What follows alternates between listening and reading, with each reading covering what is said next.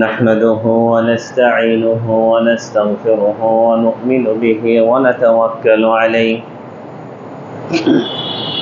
ونعوذ بالله من شرور أنفسنا ومن سيئات أعمالنا من يهده الله فلا مضل له ومن يضلل فلا هادي له وأشهد أن لا إله إلا الله وحده لا شريك له وأشهد أن محمدًا عبده ورسوله الذي أرسله الله هاديًا وبشيرًا ونذيرًا وداعيًا إلى الله بإذنه وسراجًا منيرًا أما بعد فإن خير الحديث كتاب الله وخير الهدي هدي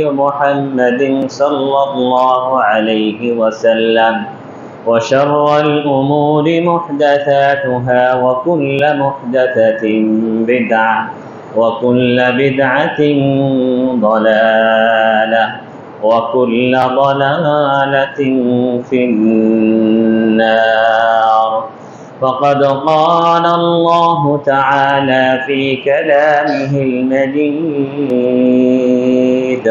وفرقانه الحميد أعوذ بالله من الشيطان الرجيم قل اللهم مالك الملك تؤتي الملك من تشاء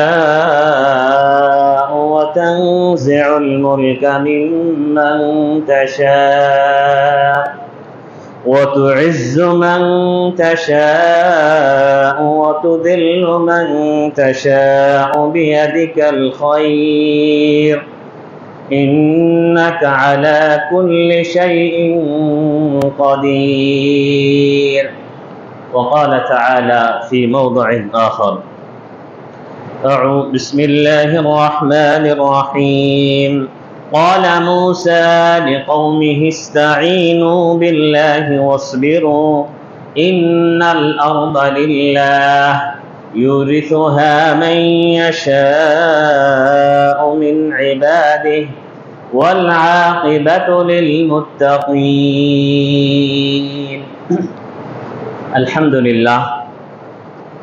আলহামদুলিল্লাহ সমস্ত প্রশংসা যাবতীয় গুণগান সব একমাত্র মহান আল্লাহ রাব্বুল আলামিনের জন্য, যে আল্লাহ রাব্বুল আলামিন আমাদেরকে সুন্দর এক পরিবেশে সুন্দর এক পরিস্থিতিতে ফিরিয়ে এনেছেন। আল্লাহ রাব্বুল আলামিনের কাছ থেকে আমরা সর্বদাই যে সমস্ত নিয়ামতগুলো আদায় করে থাকি তার মাঝে অন্যতম একটি নিয়ামত হচ্ছে নিরাপদে বসবাস করা। যে নিরাপত্তা আল্লাহ রাব্বুল আলামিনের তরফ থেকে আমরা লাভ করতে পেরেছি, সে রব্বুল ইজ্জতের দরবারে আমরা কালিমাতুশ শুকর পড়ি আলহামদুলিল্লাহ। দরুদ ও সালাম জানাই সাইয়্যিদুল মুরসালিন রাহমাতুল লিল আলামিন খাতামুন নবিয়্যিন জনাব মুহাম্মদুর রাসূলুল্লাহ সাল্লাল্লাহু আলাইহি ওয়াসাল্লামের উপর। সম্মানিত দিন প্রিয় ভাইগণ, আল্লাহ রাব্বুল আলামিনের বিধান, আল্লাহ রাব্বুল আলামিন দুনিয়াতে কাউকে রাজত্ব দিবেন, কারো কাছ থেকে রাজত্ব ছিনিয়ে নেবেন, কাউকে ইজ্জত দিবেন, কাউকে জিল্লতি করবেন, এগুলো আল্লাহ রাব্বুল আলামিনের বিধান। কোরআনে কারীমে সূরা আল ইমরানে আল্লাহ রাব্বুল আলামিন বলতেছেন, কুলিল্লাহুম্মা মালিকাল মুলক, হে নবী আপনি বলুন, আল্লাহুম্মা, হে আল্লাহ, মালিকাল মুলক, আপনি সমস্ত রাজত্বের মালিক, রাজত্বের রাজা, মালিকুল আমলা, সমস্ত রাজাদের রাজা। তুতিল মুলকা মান তাশা, আপনি যাকে চান তাকে রাজত্ব দান করেন। ওয়া তানজিউল মুলকা মিম্মান তাশা, আপনি যার কাছ থেকে চান রাজত্ব ছিনিয়ে নেন। ওয়া তুইজ্জু মান তাশা, আপনি যাকে ইচ্ছা ইজ্জত সম্মান দান করেন, ওয়াতুযিল্লু মান তাশা, আপনি যাকে ইচ্ছা তাকে জলিল অপমান অপদস্থ করেন। বিয়াদিকাল খায়র, যত রকমের কল্যাণ সব আপনার হাতেই। ইন্নাকা আলা কুল্লি শাইইন কাদির, নিশ্চয়ই আপনি সব বিষয়ের উপর ক্ষমতাবান। মূসা আলাইহিস সালাতু ওয়াস সালাম তার কওমকে বলেছিলেন, যখন ফেরাউনের সাথে তার ঝগড়া বিবাদ, হক এবং বাতিলের সংঘাত, তখনই মূসা আলাইহিস সালাতু ওয়াস সালাম তার কওমরা যখন তাকে অনেকভাবে অনেক কিছুই প্রশ্ন করে, বিভিন্ন রকমের ভয়ের কথা শোনায়, মূসা আলাইহিস সালাতু ওয়াস সালাম তাদেরকে শান্ত করতে, তাদেরকে সবর করতে যেই কথা বলে সান্ত্বনা দিয়েছিলেন, আল্লাহ রাব্বুল আলামিন সেই কথাই আমাদেরকে শুনিয়ে দিয়েছেন, নাজিল করেছেন। আমরা নিয়মিত পড়ি, প্রতিটি হরফে আল্লাহ রাব্বুল আলামিন আমাদেরকে একটি করে নেকি দেন এবং এই সমস্ত বিষয়গুলো আমাদেরকে অনুধাবন করে সেই মোতাবেক চলতে কি উদ্বুদ্ধ করেন। وقال موسى لقومه, মূসা আলাইহিস সালাতু ওয়াস সালাম তার কওমকে বলেন, ইস্তাঈনু বিল্লাহ ওয়াসবিরু, তোমরা আল্লাহ রাব্বুল আলামিনের কাছে সাহায্য চাও, তোমরা সবর করো, বালা মুসিবতে, বিপদে আপদে তোমরা আল্লাহর সাহায্য কামনা করো এবং তোমরা সবর করো।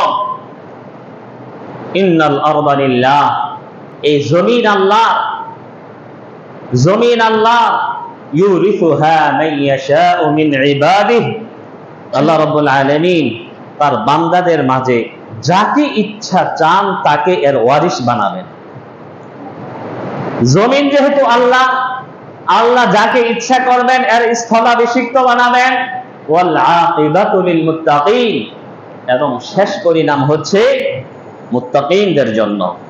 কোরআনে কারীমের আয়াতগুলো আমরা শুনলাম, সর্বদাই আমরা মসজিদে মোবারকে কোরআনে কারীমের আলোচনা শুনে থাকি, নবী মুহাম্মদুর রাসূলুল্লাহ সাল্লাল্লাহু আলাইহি ওয়াসাল্লামের হাদিসের বাণী শুনে থাকি। এই মেম্বার থেকে গোটা ময়মনসিংহের মাঝে কোরআন এবং হাদিসের বাণী শোনানো হয়। লা ইয়াখাফু ফিল্লাহি লাওমাতা লাইম, আমি সহ আশা করি যে সমস্ত খতিবরা এখানে দাঁড়িয়েছেন তারা প্রত্যেকেই আমানতের জবাবদিহিতা হিসেবে তারা প্রত্যেকেই কোরআন এবং হাদিসের বাণী শুনিয়েছেন এবং তারা কোশ্চিন কালেও কখনো এই মসজিদের মুসল্লিদেরকে কোনো একটা দল, কোনো একটা গ্রুপ, কোনো একটা তরিকার দিকে নির্দিষ্টভাবে দাওয়াত দেননি। আমি 4 বছর যাবত আমি আলহামদুলিল্লাহ খুতবা দিয়ে আসতেছি। আমার আগে জহুরুল হক তিনিও 4 বছর খুতবা দিয়েছেন। তার আগে মরহুম মাওলানা ইউসুফ আলী খান সাহেব তিনি প্রায় 18 বছর খুতবা দিয়েছেন। এর আগেও অনেকে দিয়েছেন। তাদের ইতিহাস যদি আপনারা পর্যালোচনা করেন দেখবেন কোরআন হাদিস থেকে যা তারা শিখেছে আমানত হিসাবে মেম্বারে দাঁড়িয়ে ক্বাল আল্লাহু ওয়া ক্বাল রাসূল বলে তারা আলোচনা শুনিয়েছেন। 16 জুলাই থেকে বাংলাদেশের মাটিতে ছাত্র সমাজ বৈষম্য বিরোধী আন্দোলন করে বিভিন্ন মসজিদে বিভিন্ন ভাবে আলোচনা করা হয়েছে। কিন্তু আমি আব্দুর রাকিব যখন আলোচনা করেছি, আমি কোরআন হাদিস দিয়ে আলোচনা করেছি, কিন্তু নাম ধরে কখনো কোন সরকারের বিরুদ্ধে না কোনো আলোচনা করা হয়েছে, না ছাত্র বৈষম্য বিরোধী ছাত্র আন্দোলনের পক্ষে সরাসরি কোনো আলোচনা করা হয়েছে। আমরা আলোচনা করেছি, হক এবং বাতিলের আলোচনা চলবে। আপনি হকের উপর আছেন না বাতিলের উপর আছেন আপনি বুঝে নেবেন। আমরা যখন কেউ দোয়া চাবে আমরা হকের দোয়া করব। কেউ যদি চায় হুজুর আমি দাঁড়িয়েছি নির্বাচনে দোয়া করে দিবেন, আল্লাহুম্মা ওয়াল্লি আলাইনা খিয়ারানা, যেই দোয়াটা আমি নিয়মিত পড়ে থাকি, আল্লাহ আমাদের মাঝে সবচেয়ে নেককার মানুষকে আপনি আমাদের ওয়ালি বা অভিভাবক বানিয়ে দেন। আল্লাহুম্মা লা তুসাল্লিত আলাইনা বিযুনুবিনা মান লা ইয়াখাফুকা ফিনা ওয়া লা ইয়ারহামুনা, আল্লাহ আপনি আমাদেরকে আমাদের ভুলের কারণে ওই ব্যক্তিকে আমাদের শাসনভারে চাপিয়ে দিবেন না যে আপনাকে আমাদের শাসনের ব্যাপারে ভয় করবে না, আপনাকে কি তারা পড়ুয়া করবে না। বসেন বসেন, কিছু বলতেছেন? বসেন। আমরা সবসময় চাই কোরআন এবং হাদিসের আলোচনা আমরা শুনি এবং আলোচনা আমরা করি। আমাদের আহলুল হাদিস, আমরা আমাদের তরিকার নাম। এই তরিকা আজ শুরু হয়নি, এই তরিকা বাংলাদেশের জন্ম লগ্ন থেকে নয়। নবী মুহাম্মদুর রাসূলুল্লাহ সাল্লাল্লাহু আলাইহি ওয়াসাল্লাম যেদিন আল্লাহ রাব্বুল আলামিনের তরফ থেকে নবুয়ত এবং রিসালাত প্রাপ্ত হন, সেদিন থেকেই এই পথের সূচনা। যার কারণে আহলুল হাদিস এই তরিকার কোনো উদ্ভাবক খুঁজে পাবেন না, এর প্রতিষ্ঠাতা খুঁজে পাবেন না, এর জন্মসাল খুঁজে পাবেন না। হ্যাঁ, আহলুল হাদিস সমাজের মাঝে দাওয়াতি সংগঠক হয়েছে। আল্লামা আব্দুল্লাহিল কাফি আল কুরাইশি রাহিমাহুল্লাহ, তিনি দাওয়াতি একটি সংগঠন তৈরি করেছেন জামিয়াত আহলে হাদিস নামে, এবং অন্যান্য অনেকগুলো সংগঠন তৈরি হয়েছে। কিন্তু আহলুল হাদিস বলতে আমরা যাদেরকে বুঝি, তারা যুগে যুগে বিভিন্ন মানুষের মত এবং মতকে উপেক্ষা করে নবী মুহাম্মদুর রাসূলুল্লাহ সাল্লাল্লাহু আলাইহি ওয়াসাল্লামের দেখানো পথ এবং মতকে প্রাধান্য দিয়ে যে আমল তারা আঁকড়ে ধরে আছে, এটাই কি আহলুল হাদিসদের মানহাজ। কথা বলতেছিলাম এখানে খুতবা নিয়ে, আমি আলোচনা করেছি এখানে আল আমরু বিল মারুফ ওয়ান নাহি আনিল মুনকার নিয়ে। ন্যায়ের আদেশ, অন্যায়ের নিষেধ, এটা একটি ইসলামী তাহজিব এবং তামাদ্দুনের বিষয়। উলামায়ে কেরামগণ বলেছেন, ইসলামের মাঝে যদি 6 নম্বর কোন রুকন আল্লাহ নাজিল করতেন, তাহলে এই বিষয়টাকে 6 নম্বর রুকন তৈরি করা হতো। কিন্তু যেহেতু ইসলামের রুকন 5টি, এর পরবর্তীতে এই বিধানের কি স্থান, সেটা কি ন্যায়ের আদেশ, অন্যায়ের নিষেধ। এবং সেখানে আমরা সুন্দরভাবে আলোচনা করেছিলাম, এবং সেখানে এটাও বলেছিলাম, মান রাআ মিনকুম মুনকারান ফালিয়ুগাইয়িরহু বিয়াদিহি ফাইন লাম ইস্তাতি' ফাবিলিসানিহি ফাইন লাম ইস্তাতি' ফাবিকলবিহি ওয়া যালিকা আযআফুল ঈমান। অন্যায়ের প্রতিবাদ করবেন সাধ্য অনুযায়ী, কখনো হাত দিয়ে, কখনো মুখ দিয়ে, কখনো অন্তর দিয়ে, কিন্তু আইন আপনি নিজের হাতে তুলে নিতে পারবেন না। গত সপ্তাহে আলোচনা করেছিলাম কিতাল নিয়ে। যেভাবে পাখির মতো মানুষকে গুলি করা হচ্ছে, যেভাবে ছাত্র সমাজকে গুলি করা হচ্ছে, তারপরও মেম্বার থেকে সরাসরি কারো পক্ষে নাম না নিয়ে আমরা উভয় পক্ষেরই হত্যাকে আমরা নিন্দা জানিয়েছি। আমরা উভয় পক্ষের যারা নিহত হয়েছে তাদের জন্য মাগফিরাতের দোয়া করেছি, আমরা তাদের শাহাদাতের দোয়া করেছি। তবে আমরা এটাও বলেছি, মান কাতালা লিতাকুনা কালিমাতুল্লাহি হিয়াল উলিয়া, কালিমার জন্য যারা যুদ্ধ করবে, নিজের অধিকারের জন্য যারা যুদ্ধ করবে, ন্যায় প্রতিষ্ঠার জন্য যারা যুদ্ধ করবে, তারা কি আপনার শাহাদাতের মর্যাদা পাবে। তবে শুধুমাত্র গোত্রপ্রীতি নিয়ে, শুধুমাত্র দলীয় কারণে যারা ঝগড়া করবে, তারা তো শাহাদাতের মর্যাদা পাবেই না, বরং জাহান্নামী হবে। এই আলোচনাও আমি গত সপ্তাহেই করেছি, রাসূলের হাদিসের তরজমা করেছি, ইদাল তাকাল মুসলিমান বিসাইফাইহিমা ফাল কাতিল ওয়াল মাকতুল কিলাহুমা ফিন্নার। যে যখন দুই মুসলমান আপোষে তারা তরবারি নিয়ে ঝগড়া করে, যে মারে এবং যে মরে উভয়ই জাহান্নামী। এটা আমাদের নিজস্ব মত নয়, এটা রাসূলের কথা, রাসূলের ভাষা, রাসূলের আদেশ, আমরা সেটার তরজমা করেছি। আমি এখানে আলোচনা আলহামদুলিল্লাহ 4 বছর যাবত করতেছি। যখন তায়েফ দাওয়া সেন্টারে ছিলাম, সেখানে আমাদের সমাজের অধিকাংশ হানাফি মাযহাবের লোকদের মাঝে আলোচনা করেছি। কখনো জামাতে ইসলামের লোকেরা আমাকে আঙ্গুল তুলে বলেছে, এই লোক তো আওয়ামী লীগের দোসর, আওয়ামী লীগ করে, কাজে তার আলোচনা আমরা শুনতে পারি না। তখন আবার আওয়ামী লীগ বলেছে, স্বাধীনতা বিরোধী এই বক্তা বা এই আলেমের কথা আমরা শুনতে পারি না। আলহামদুলিল্লাহ, সব কিছু কানে এসেছে, সহ্য করেছি, শুধুমাত্র দাওয়াতের খাতিরে, সিরাতে মুস্তাকিমের দাওয়াতের স্বার্থে চুপ থেকে সেখানে ইচ্ছা করলে বল প্রয়োগ করতে পারতাম। যেহেতু প্রশাসনের পক্ষ থেকে সরকারিভাবে জেলা ভিত্তিক একজনকে আমি দায়ী হিসাবে নিয়োগ পেয়েছি, কিন্তু আল্লাহ রাব্বুল আলামিনের রেজামন্দি হাসিলের জন্য, যেমন ইউসুফ আলাইহিস সালাতু ওয়াস সালাম বলেছিলেন, লা তাসরিবা আলাইকুমুল ইয়াউম, আজকের দিনে কোনো প্রতিশোধ নেওয়া হবে না। আল্লাহ রাসূল সাল্লাল্লাহু আলাইহি ওয়াসাল্লাম যখন বিদায় হজ্জে মক্কার ঘরের মূর্তিগুলো ভেঙে খান করেন, তিনি কোরআনের আয়াত পড়েন, ওয়াকুল জাআল হক ওয়া যাহাকাল বাতিল ইন্নাল বাতিলা কানা যাহুকা। বলুন যে না, বাতিল প্রতিষ্ঠিত হবে এবং মিথ্যা প্রতিপন্ন হবে, মিথ্যা কি ধূলিসাৎ হয়ে যাবে। ইন্নাল বাতিলা কানা যাহুকা, বাতিল এটা নিশ্চিহ্ন হয়ে যাওয়ার দেওয়ার কাজে আল্লাহ রাসূল তার ব্যক্তিগত কোনো আক্রোশ বা প্রতিশোধ নেয়নি। ঠিক তেমনি ভাবে এখন ইতিহাস লোকজন বেঁচে আছে যে না, তায়েফে 16 বছরে তারও কোনো প্রতিশোধ নেয়নি। দাওয়াতের স্বার্থে এখানেও আমরা দাওয়াত দিচ্ছি কোরআন হাদিসের স্বার্থ অনুযায়ী। কোরআন হাদিস যা বলবে আমরা মুসল্লিদেরকে তাই শুনিয়ে দিব। 1956 সাল থেকে মসজিদে মোবারক ময়মনসিংহের মাঝে কোরআন সুন্নাহর আলোচনা করে যাচ্ছে। যদিও বলা হয় এই মসজিদ আহলে হাদিসদের মসজিদ, অনেকে রাফাদানির মসজিদ বলে দাবি করে থাকে, কিন্তু আমি জানি 1956 সাল থেকে নিয়ে এই পর্যন্ত এই মসজিদে কোনো হানাফি মাযহাবের লোক সালাত পড়তে এসে মসজিদ থেকে বহিষ্কৃত হয়নি। পায়ে পা না মিলানোর কারণে তাকে মসজিদ থেকে বের করে দেওয়া হয়নি। আমিন জোরে আসতে বলার কারণে তাকে জবাবদিহিতা করতে হয়নি। কেন আপনি আমিন আসতে বললেন? রফউল ইয়াদাইন না করার কারণে কোশ্চিন কালেও তাকে বলা হয়নি আপনি কেন এখানে রফউল ইয়াদাইন করলেন না, এটা তো আমাদের সালাফিদের মসজিদ।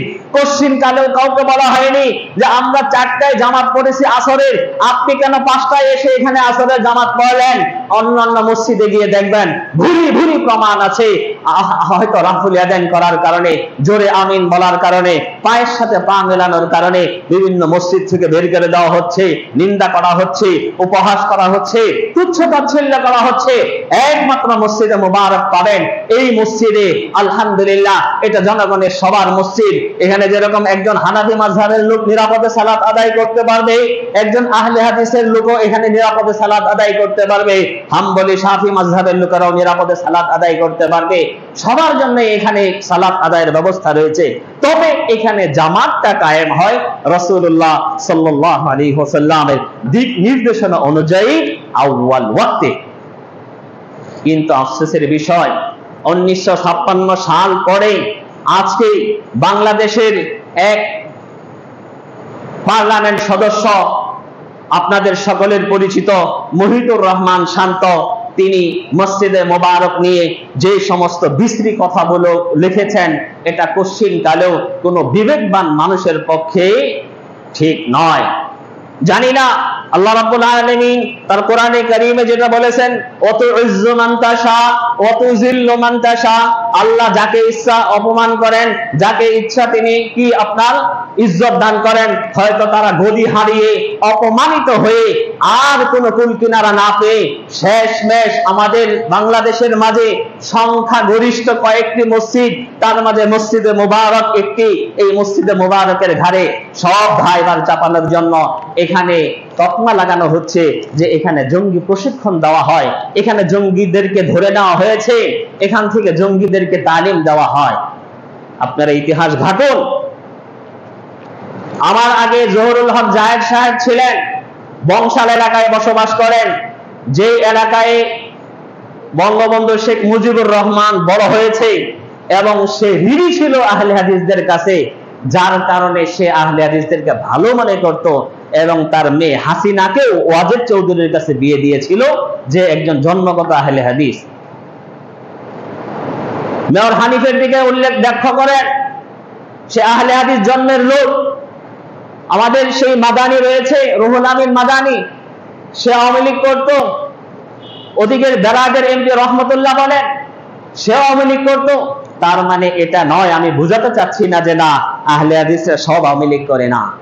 হানাফি একটি সমাজ, যে সমাজ কোরআন হাদিস মানার ক্ষেত্রে রাসূলুল্লাহ সাল্লাল্লাহু আলাইহি ওয়াসাল্লামের সুন্নতকে প্রাধান্য না দিয়ে, রাসূলের তরিকাকে প্রাধান্য না দিয়ে, তারা তাদের ইমাম অথবা ইমামের নামে বানানো মত ও মতবাদকে প্রাধান্য দিয়ে নতুন একটি তরিকা তৈরি করে নিয়েছে, তাদেরকে বলা হয় হানাফি মাযহাবের অনুসারী।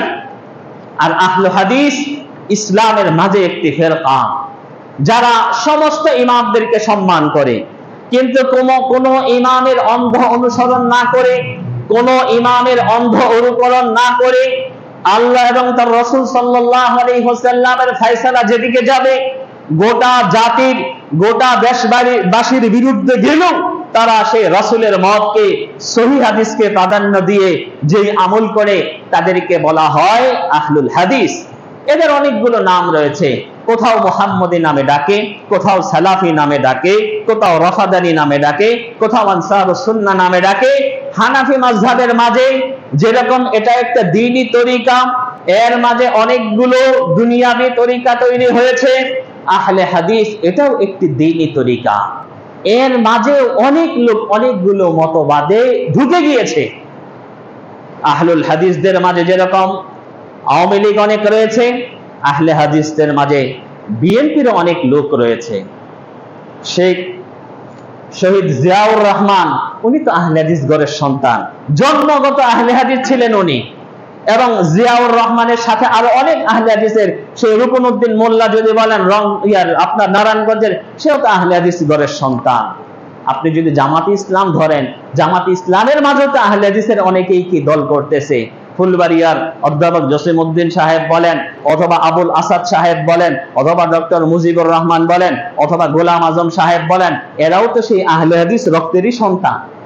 তাই বলে আপনি আহলে হাদিসদেরকে শুধুমাত্র জঙ্গি গোষ্ঠী হিসেবে প্রচার প্রসার করবেন, এটা কোনো দায়িত্ববান লোকের জন্য উচিত হয়নি। মুফতি আব্দুল হান্নান সাহেব আপনাদের গ্রেনেড হামলায় যে গ্রেফতার হয়েছিল এবং তার ফাঁসি হয়েছে, সে তো আহলে হাদিস ঘরের সন্তান না। বাংলা ভাই, সে তো আহলে হাদিস ঘরের সন্তান না।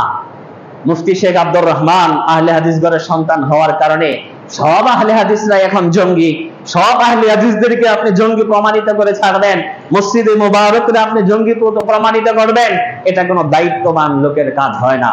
কাজে আমি আজকে এই মসজিদে মুবারকের পক্ষ থেকে বলবো, মসজিদে মুবারকের কমিটির তরফ থেকে বলবো, মসজিদে মুবারকের সাধারণ মুসল্লিদের তরফ থেকে বলবো, মহিতুর রহমান শান্ত সাহেব, আপনি যে বক্তব্য বা আপনি যে লিখনি ফেসবুকে প্রচার করেছেন, আপনি ক্ষমা চেয়ে আপনি এটা ডিলিট করে দিন।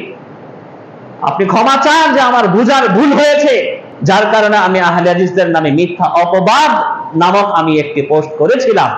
কিন্তু আহলে হাদিসরা কোশ্চিন কালেও কোন রাজনৈতিক দলের লেজুর ভিত্তি করে না। আহলে হাদিসরা সর্বদাই শান্তির পক্ষে, শৃঙ্খলার পক্ষে, সুন্নাহর পক্ষে, তাওহীদ প্রতিষ্ঠার পক্ষে, বেদাতের বিরুদ্ধে, শিরকের বিরুদ্ধে, কিন্তু তাওহীদ ও সুন্নাহ প্রতিষ্ঠার পক্ষে। শাহ ইসমাইল শহীদ রাহিমাহুল্লাহ, তিনি বালাকোটের ময়দানে শহীদ হয়েছিলেন, তিনি আহলে হাদিস ঘরের সন্তান। শহীদ নিসার আলী তিতুমী, সেও আহলে হাদিস ঘরের সন্তান। মাওলানা আকরাম খাঁ, দৈনিক আজাদ পত্রিকার সম্পাদক, আহলে হাদিস ঘরের সন্তান। আব্দুল্লাহ আল কাফি আল কুরাইশি রাহিমাহুল্লাহ, তিনিও আহলে হাদিস ঘরের সন্তান। এরকম অনেক আছে, নাম না জানা ব্যক্তিরাও দেশ এবং সমাজের খেদমত করে গেছেন, এখনো করে যাচ্ছেন। আজকে আপনি যদি আর্মি বাহিনীতে দেখেন, তাহলে 4 কোটি, এই 17 কোটি বা 16 কোটি মুসলমানদের মাঝে যেখানে 4 কোটি আহলে হাদিস রয়েছে, এর মাঝে কি আর্মিতে আহলে হাদিসের সন্তান নেই? মন্ত্রী সবাইকে আহলে হাদিসের সন্তান নেই? দেশের প্রশাসনে কি আহলে হাদিসের সন্তান নেই? পুলিশ প্রশাসনে কি আহলে হাদিসের সন্তান নেই? আছে, কিন্তু আহলে হাদিসরা সর্বদাই নির্যাতিত, চুপ হয়ে থাকে। কারণ রফউল ইয়াদান করলে আমাদের দেশের এক শ্রেণীর আলেম রয়েছে, যারা আলেম নামের কলঙ্ক, সুন্নাহ বিরোধী এদের তৎপরতা, কখনো কোথাও যদি দেখে যারা একটু জোরে আমিন বলেছে, তারে কি থামিয়ে দেওয়া হয়। রফউল ইয়াদান করছে, থামিয়ে দেওয়া হয়। আউয়াল ওয়াক্তে সালাত আদায় করতে চায়, থামিয়ে দেওয়া হয়। যদি একটু পায়ের সাথে পা মিলিয়ে সালাত আদায় করতে চায়, থামিয়ে দেওয়া হয়। কিন্তু তার মানে এটা নয় যে আহলুল হাদিসদের কোনোই অবদান নেই বাংলার বুকে, বাংলাদেশের শান্তি শৃঙ্খলা প্রতিষ্ঠায়। কাজেই আমরা আহলুল হাদিস, বিশেষ করে মসজিদে মুবারক জমঈয়াত আহলে হাদিস দ্বারা পরিচালিত, জমঈয়াত আহলুল হাদিস একটি বাংলাদেশের প্রাচীন সংগঠন। সেই সংগঠনের একটি কর্মসূচি রয়েছে ইসলামী বিপ্লবের মাধ্যমে। আবার অনেকেই আমাদেরকে বলে যে না, আহলে হাদিসরা তো আওয়ামী লীগের দোসর, এদের দ্বারা কখনো দিন প্রতিষ্ঠা হবে না। না, আমরা কারো কথার দিকে কোনো কর্ণপাত না করে আমাদের কর্মসূচি হচ্ছে আব্দুল্লাহ আল কাফি আল কুরাইশি, তিনি সহ অন্যান্য উলামায়ে কেরামগণ রাসূল সাল্লাল্লাহু আলাইহি ওয়াসাল্লামের সুন্নতি পদ্ধতি অনুযায়ী আমাদের দেশের মাঝে ইসলামী বিপ্লব ঘটানো। সেটা কিভাবে? সমাজ সংস্কারের মাধ্যমে। খেয়াল করে শুনেন, সমাজ সংস্কারের মাধ্যমে, ইসলামী তাহজিব তামাদ্দুন কায়েমের মাধ্যমে, সমাজে ইসলামী জাগরণ বা ইসলামী বিপ্লব তৈরি করা হচ্ছে। এটা আমাদের আহলে হাদিসের মতবাদ। আমরা কোশ্চিন কালেও কখনো কোপাকুপিতে যেরকম বিশ্বাসী নই, আমরা সেই গণতন্ত্রের মারামারিতেও বিশ্বাসী নই। আমরা কোরআন এবং হাদিসের দাওয়াত দিয়ে যাই। যেরকম নবী করিম সাল্লাল্লাহু আলাইহি ওয়াসাল্লাম তিনি মক্কায় 13 বছর দাওয়াত দিয়েছেন। মক্কার বিধর্মীদের, মক্কার কুরাইশদের দুঃখ দুর্দশাগুলো নীরবে সহ্য করেছেন। দাওয়াত দিতে দিতে যখন দেখলেন যে না, মদিনাবাসীগণ তারা তাদেরকে দাওয়াত দিচ্ছে হিজরত করার জন্য, একাধিকবার তারা দাওয়াত দিচ্ছে এবং সহযোগিতা করবে, তখনই তিনি মক্কা থেকে মদিনায় হিজরত করলেন। ঠিক তেমনি ভাবে আমরাও চাই যে না, আমরা কোশ্চিন কালেও কোনোদিন মারামারি করে কোনো ব্যাংক বন্ধ করতে যাইনি। আমরা কোশ্চিন কালেও কোনো মহিলার গায়ে জোর করে বোরকা পরাতে যাইনি। আমরা কোশ্চিন কালেও কোনো মুসলমানের গায়ে চাবুক চড়িয়ে তাকে সালাতে আনতে বাধ্য করিনি। আমাদের দাওয়াত হবে নবী করিম সাল্লাল্লাহু আলাইহি ওয়াসাল্লামের মতো কোরআন হাদিসের দাওয়াত দেব, এক এক করে দাওয়াত দিব, বিভিন্ন মাহফিলে দাওয়াত দিব। এজন্য আমাদের রয়েছে খুতবার ব্যবস্থাপনা, এজন্য আমাদের রয়েছে মাসিক পত্রিকা, এজন্য আমাদের রয়েছে বাৎসরিক মাহফিল, এজন্য আমাদের রয়েছে বাৎসরিক কনফারেন্স। এগুলোর মাধ্যমে আমরা দাওয়াতি কার্যক্রম চালিয়ে থাকি। সমাজের মানুষকে আমরা সুদের বিরুদ্ধে বুঝিয়ে থাকি, ঘুষের বিরুদ্ধে উদ্বুদ্ধ বুঝিয়ে থাকি, পর্দার জন্য উদ্বুদ্ধ করে থাকি, সালাতের জন্য আমরা উদ্বুদ্ধ করে থাকি, তাহজিব তামাদ্দুন পালনের জন্য আমরা উদ্বুদ্ধ করে থাকি, মদ জুয়া জেনা ব্যভিচার থেকে আমরা নিরুৎসাহিত করে থাকি এবং বিভিন্ন রকমের পাপাচার থেকে তাদেরকে আমরা বারণ করে থাকি। এগুলোই হচ্ছে আমাদের আহলে হাদিসদের দাওয়াত। আহলে হাদিসরা সারা জীবন রাসূলুল্লাহ সাল্লাল্লাহু আলাইহি ওয়াসাল্লাম যেরকম হকের দিকে দাওয়াত দিয়ে এসেছেন, কারো কোনো আপনার গালিগালাজকে, কারো কোনো ভৎসনাকে উপেক্ষা করে তারা পরোয়া করেনি। ঠিক তেমনি ভাবে বর্তমান যুগে আমাদের আহলে হাদিস আলেম সমাজও কে কি বললো না বললো, বর্তমানে বিভিন্ন দল রয়েছে, রাজনৈতিক দল, তারা এক এক সময় এক একটা আমাদের দিকে আঙ্গুল তুলে বলে, কিন্তু আমরা সত্যিকার অর্থে লা নাখাফু ফিল্লাহি লাওমাতা লাইম, কোন মানুষের চোখ রাঙানোকে আমরা ভয় করি না, কোন মানুষের সন্তুষ্টি অর্জনের জন্য আমরা কাজ করি না। শুধুমাত্র আল্লাহ রাব্বুল আলামিন কোরআনে কারীমে যা বলেছেন, নবী মুহাম্মদুর রাসূলুল্লাহ সাল্লাল্লাহু আলাইহি ওয়াসাল্লাম যা বলেছেন, সেগুলোর ব্যাখ্যা বিশ্লেষণ আমরা শুনিয়ে থাকি, আমরা বুঝিয়ে থাকি এবং এর মাধ্যমে আমরা আমাদের সমাজের, আমাদের সকল স্তরের জনগণকে আমরা আল্লাহমুখী করতে চাই, তাকওয়াবান করতে চাই, মুত্তাকি পরহেজগার করতে চাই, তাদেরকে সুন্দর এবং একজন সুনাগরিক হিসেবে গড়ে তুলতে চাই। আল্লাহ রাব্বুল আলামিন আমাদের এই আহলে হাদিসের মিশনকে, আমাদের এই আহলে হাদিসের দাওয়াতকে কায়েম এবং দায়েম রাখুন। আল্লাহ রাব্বুল আলামিন আমাদের আহলে হাদিস সমাজের দিকে যে সমস্ত মুনাফিকরা, যে সমস্ত ইসলাম বিদ্বেষীরা, যে সমস্ত মুরতাদরা, যে সমস্ত নাস্তিকেরা বিভিন্ন রকমের উপহাসমূলক, বিভিন্ন রকমের তিরস্কারমূলক, বিভিন্ন রকম হিংসাত্মকমূলক বাক্য বা বাণী প্রচার করবে, আল্লাহ রাব্বুল আলামিন তাদেরকে দেখে নেবেন। আল্লাহ রাব্বুল আলামিন তাদের দায়িত্ব নিয়ে নেবেন। ইন্না কাফাইনাকাল মুস্তাহজিইন, রাসূলুল্লাহ সাল্লাল্লাহু আলাইহি ওয়াসাল্লামকে অনেকে উপহাস করত। আল্লাহ রাব্বুল আলামিন কোরআনে কারীমে তিনি ঘণ্টে ঘোষণা দেন, ইন্না কাফাইনাকাল মুস্তাহজিইন, আপনার সাথে যারা উপহাস করবে তাদের বিষয়টা আমি দেখে নিব। কাজে আমাদের কেউ নেই একমাত্র আল্লাহ ছাড়া। আমরা আল্লাহ রাব্বুল আলামিনকে রব হিসেবে মেনে নিয়েছি, নবী মুহাম্মদ রাসূলুল্লাহ সাল্লাল্লাহু আলাইহি ওয়াসাল্লামকে আমরা নেতা হিসেবে মেনে নিয়েছি। আল্লাহ রাব্বুল আলামিনের এই তাওহীদ প্রতিষ্ঠার জন্য, নবী মুহাম্মদ রাসূলুল্লাহ সাল্লাল্লাহু আলাইহি ওয়াসাল্লামের সুন্নাহ বাস্তবায়নের জন্য আমরা আজীবন সংগ্রাম করেই যাব। কেউ বেজার হোক আর খুশি হোক, এতে আমাদের কিছু আসে যায় না। আমরা এভাবে দাওয়াত দিব এবং এটাই সিরাতে মুস্তাকিমের দাওয়াত। এবং সিরাতে মুস্তাকিমের উপর আমরা অটল থাকার জন্য শুধু দাওয়াতই দেই না, 5 ওয়াক্ত সালাতে প্রতিটি রাকাতে রাসূলুল্লাহ সাল্লাল্লাহু আলাইহি ওয়াসাল্লামের ওয়াদা বাস্তবায়নের জন্য সূরাতুল ফাতিহা আমরা তেলাওয়াত করে থাকি। এবং আমাদের রাসূলের বাণী, লা সালাতা লিমান লাম ইয়াকরা বিফাতিহাতিল কিতাব, সূরা ফাতিহা ছাড়া কোনো সালাত হবে না।